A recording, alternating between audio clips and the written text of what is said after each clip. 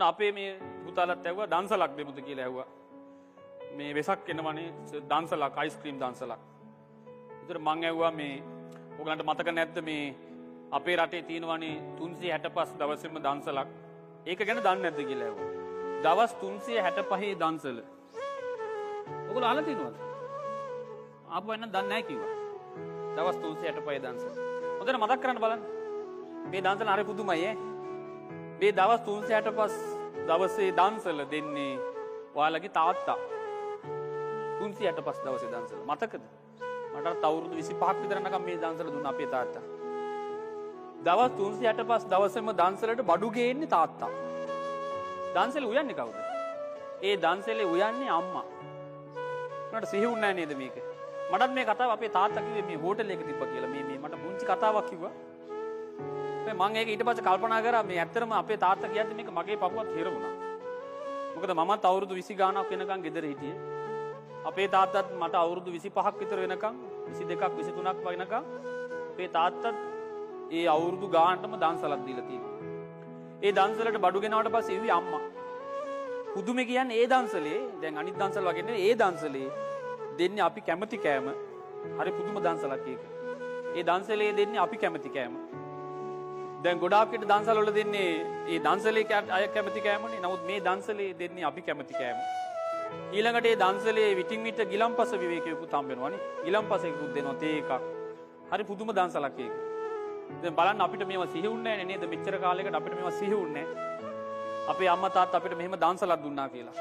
ඒ නිසා නිකන් ඉන්නට කල්පනා කරලා බලන්න අපේ මේ දන්සල මේ අමාරු කාලෙත් මේ දන්සල තාම නේද? තාම පවත්වනවනේ උදේ දවල් රෑ හරි පුදුම දන්සලක්. අනිත් එකේ දන්සලේ සමහරක් විට ඒ අම්මා අතටමයි බත් එක ගෙනත් දෙන්නේ වතුර එකත් එක්ක. අඩුම ගානේ පින් දීලා ගන්න නේද ගන්නකොට. දැන් ඔයගොල්ලෝ දන්සලේ අර දෙන කෑම එක අයිස්ක්‍රීම් එක නේද පින් දීලා නේද? හොඳට hina වෙලා.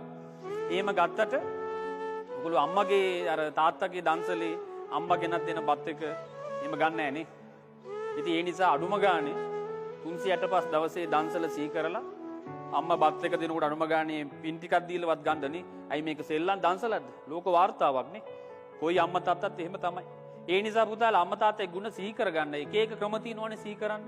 අපි දැන් උදව්නේ කරන්නේ සිහි වෙන්න. මොකද මේ කාලේ සිහි වෙන්නේ නැහැ නේ අම්මා තාත්තගේ ගුණ. මොකද ඕගොල්ලෝ ක්ලාස් වෙනවා ඊට පස්සේ ඒක යාළුවොත් එක්ක කතා කරන දේවල් එක්ක අම්මා තාත්තගේ ගුණ සිහි වෙන්නේ නැහැ. ඒ නිසා දැන් වෙසක් කාලේ මේ වෙසක් කාලේ දන්සල් දෙන්න කලින් මේ අම්මා තාත්තගේ දන්සල සිහි කරන්න. තාත්තගේ දන්සල සිහි කරන්න අවුරුදු 20 ගානකට දවගණට අවුරුදු 18ක් නොකඩවා දීලා. පුදුමිතනවනේ තාත්තගේ දන්සල. තාත්තගේ දන්සල ඒ නිසා සිහි කරන්න. සිහි කළා අම්මව සිහි කළා අම්මා නුවලා දෙන්නේ නේද? ඒ ගේන ඔක්කොම අම්මා ලස්සනට උයලා දෙනවා. දෙන්නෙකුගේ දන්සල තමයි පුතාලා එතකොට මේ ලෝකේ ලස්සනම දන්සල. දවස් 365 දවසේ දෙන මේ ලෝකේ ලස්සනම දන්සල, සුන්දරම දන්සල මහා දන්සලනේ. ඔයගොල්ලෝ කියන්නේ මහා දන්සලනේ. මහා දන්සල තමයි තාත්තගේ දන්සල. සමහරුන්ගේ පවුල තාත්තා නැහැනේ අම්මන්නේ දෙන්නේ. එතකොට ඒක අම්මගේ දන්සල. තාත්තගේ අම්මගේ දන්සල. මතක් කරන්නේ මතක් කරලා තාත්තා අම්මා බත් එක දෙනකොට අඩුම ගානේ පින් දීලවත් බත් එක කන්නේ.